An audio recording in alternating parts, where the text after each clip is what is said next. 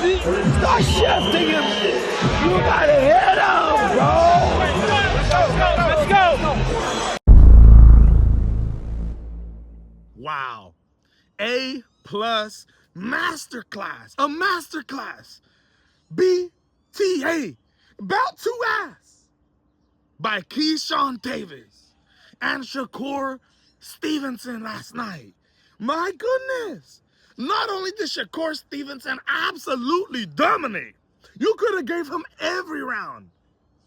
Honestly, I thought Shakur Stevenson won every single round. Maybe you could give Teofimo Lopez one, but I thought it was a masterclass performance.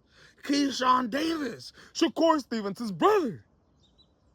Masterclass performance. What he did against Jermaine Ortiz. Not only being the first guy to stop Jermaine Ortiz, but beat him in the fashion that he beat him. I want you to go look at Teofimo Lopez's performance against Jermaine Ortiz and see how he wasn't cutting off the ring. See how he was following, right? Continue, just following, and following. Not continuing to cut off the ring. Not hitting angles, stepping to the side. Keyshawn Davis, way different. Was cutting off the ring. Was faster, had more power, better ring IQ, hitting angles, doing everything it took to absolutely destroy the game of Jermaine Ortiz. And he did that, stopping him in the 12th round. Come on, man. The business town is back. The businessman is back, man. I am not gonna lie. And Shakur Stevenson? Are you kidding me? A lot of people thought Teofimo Lopez would at least be the toughest fight of Shakur Stevenson's career. And I'm going to be honest. William Zepeda is the toughest fight that Shakur Stevenson has ever had. Teofimo Lopez, once again, showing us the flaws in his defense. Keeping his hands down.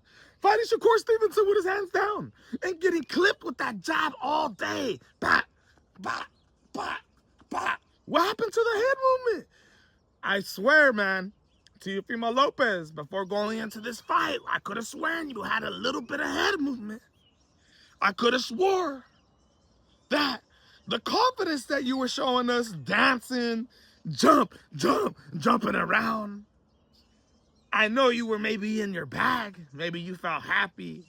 But all that bounced back and bit you in the ass. You took this fight too lightly. Or you believe in yourself. You thought you were going to be able to go in there and beat him with your skills, and it turned out not to be true. Look it, man. Shakur Stevenson is the new 140-pound WBO Ring Magazine Junior Welterweight Champion of the world. And you had Conor Ben coming to the ring right after. They had that little squirrel. But Shakur Stevenson tells him, I ain't fighting you unless you do the rehydration calls that you put on Chris Eubank Jr. And to me, what that sounds like is he wants to fight, but he doesn't want Conor Ben to have the advantage. And because of that, I really don't think that fight's going to happen next. I think Conor Ben was trying to fight everybody, right? Grabbing the back of the Rolly Romero's neck, trying to fight everybody. I don't think Eddie Hearn and Conor Ben really want to go the Shakur Stevenson route due to the fact that they know for a fact they will lose. That's the honest truth, bro. Conor Ben cannot beat Shakur Stevenson. After watching that performance, there's only one name in the 140-pound division that, strikes interest to me in a fight against Shakur Stevenson, and his name is Gary Antoine Russell. It's the only person. Richardson Hitchens. You know what, dude? I honestly don't think these guys could beat Shakur Stevenson. I don't. I think Shakur Stevenson is on a whole different level, and I think he proved that last night. I think Gary Antoine Russell is the only fight in the 140-pound division that I would be absolutely interested for. That fight more than likely isn't going to happen anytime soon, and it may never happen. I don't know if Shakur Stevenson wants the unified titles with Gary Antoine Russell, even though I would absolutely love that fight. I would. That's a great fight that I think a lot of people would like to see. Hardcore boxing fans would like to see if Gary Antoine Russell, who says he got the blueprint, if he'd be able to go in there and beat a guy like Shakur Stevenson. But Shakur at 140, bro, he looked like he had more power, was hitting harder, was coming forward the whole entire fight against the more normal 140-pound champion in Teofimo Lopez. Shakur Stevenson, I knew it. When he stepped into that scale in the weigh-ins and he flicked his arms like that, boom. Not only was he looking massive, but the power got even stronger. Devin the Dream Haney, even though he was undisputed lightweight world champion, even though he had success in multiple weight classes, when he moved to 147, he looked the best that he's ever looked. Like the power is there, right? Like he's quicker, like he's faster. And I think the same thing is going down with Shakur Stevenson. I think Shakur Stevenson looked the best that he's ever looked. I think he held his ground. I think in the William Cepeda fight, not only did he hold his ground against William, but he held his ground against Teofimo Lopez even more. Teofimo had no answer. He had no answer for anything.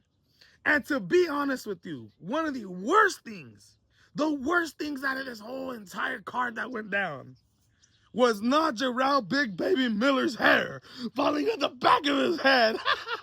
That was, bruh, look at him. I'm gonna be honest with you. Gerald Big Baby Miller, for all his past interviews, he's been wearing a do-rag or a bandana, so you really haven't been able to tell if he was bald. Now, we know in the past this dude used to have hair, but was it fake this whole time?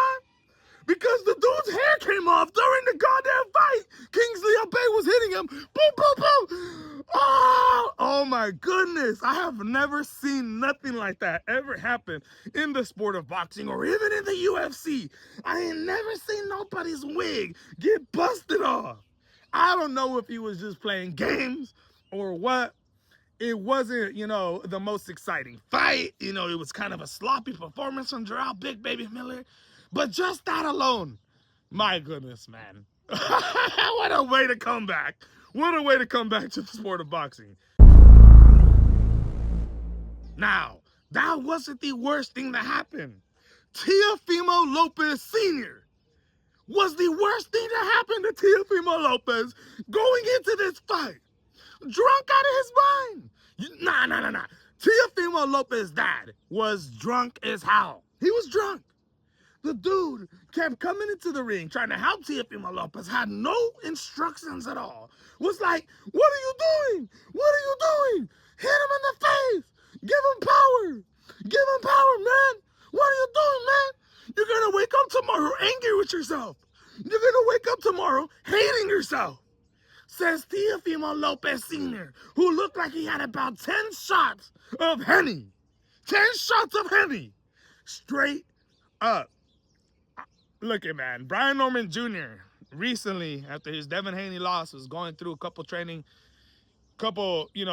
changes. He gets rid of his father, Brian Norman Sr., and I know there's a lot of controversy in it, but he gets rid of his father. We've seen Brian Norman Sr. display almost the same thing, not as bad, but almost the same thing, same type of instructions that he tried to give his son going up against Devin the Dream Haney.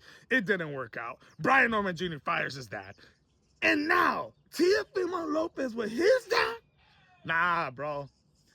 That was one of the most embarrassing performances, not only by Teofimo Lopez Jr., but his dad, his father.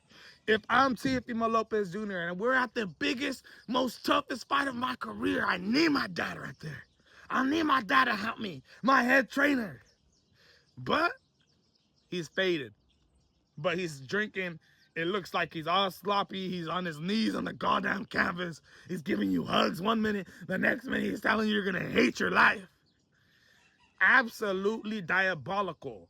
The worst corner game I've ever seen in my entire life came from the Teofimo Lopez corner. And I'm going to be honest with you, man. For a fact, Teofimo Lopez will bounce back. More than likely become a world champion once again. But this, just like Terrence Bud Crawford, is living with Canelo, just like when Floyd Mayweather beat Canelo, it's living with him for the rest of his career. And now, Teofimo Lopez having been defeated by George Kambosos, and now Shakur Stevenson, and the performance that he had against Jermaine Ortiz when we just seen what Keyshawn did to Jermaine Ortiz.